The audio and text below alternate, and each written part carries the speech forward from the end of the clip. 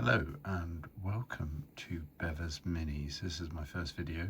I wanted to talk about why I started a channel all of a sudden. It's the new release of 40k this weekend. Armageddon's coming out, loads of push fit miniatures, and I've seen loads of posts on Reddit saying, can I convert these? How do I convert these?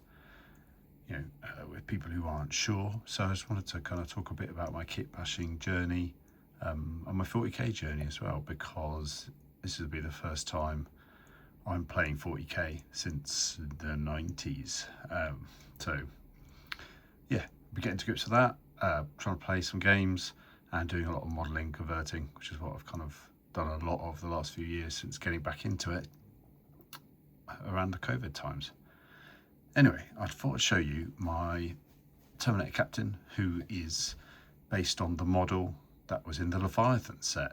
So, standard Terminator Captain model, who now looks pretty Blood Angel-y. Key things I did were putting on one of the old Sanguinary Guard axes instead of the sword, which needed a bit of chopping, and a tactical purity seal to hide the seam on the hand there. Look. A classic back banner / top up, and then a little bit of razzle dazzle on the cape, bit of gold. So there's nothing too outrageous on this. I've not gone heavy on the bits. I've not done lots of chopping and things like that, but I've just sort of channeled the elements that make it quintessentially a Blood Angel and differentiated it even from the stock model by changing the sort of silhouette and the weapon option. I'm going to try not to use all sorts of artsy-fartsy terms and things like that, because that's not my vibe. But yeah, like, if you can change how the model looks from a distance by adding things to the top or pushing things out to the other side, you instantly change the feel of the model. And then if you can add some flavour with different loadouts for the chapter you want, then it automatically changes up how it feels. So for Space Wolves, you could give this guy a hammer and a round shield. Great. Blood Angel shield might be more of a long sort of tapered shield type, so not quite blade guardy, but more smooth down the sides, tapering to a point. For salamanders, you might want to change him up to be some sort of flamer weapon or melter. Raptors, obviously you want to scrape everything off and paint him a nice flat olive green with some pouches, classic. Space Wolves as well, you'd probably maybe add some wolf bits here and there, maybe a wolf pelt to the top, or swap this out for some kind of other weapon, maybe swap a sword. So there's loads of options, there's loads of ways to do it. I think in this day and age it's a lot easier with the fact you can now get resin bits, which are great. I do use them on some other models, which I'll probably show off at another point. I use like the Grey Tie Studios Crimson, what are they called, Crimson Lord bits for my Blood Angels, which are great, really add some good theming. But again, you can go over the top, you can go too far with all this stuff if you're not careful, just gluing bits on. It starts to look a bit too messy. Yeah,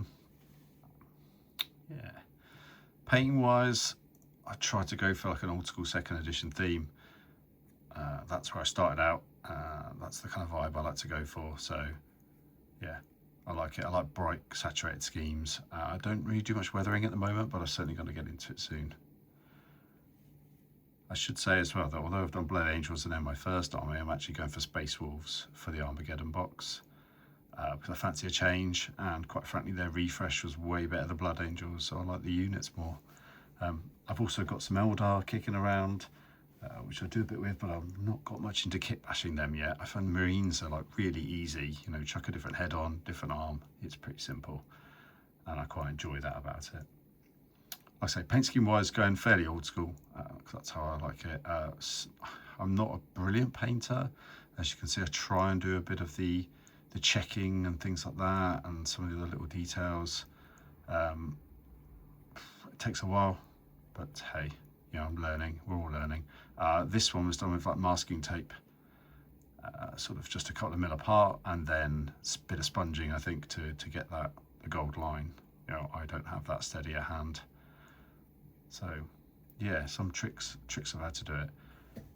A little bit about me then, just aside, is, you know, you've seen the shiny model now, so I can talk boring stuff. I've been in the hobby on and off for years and years. Like I say, I played second edition. I got into it in the 90s when I was a younger man.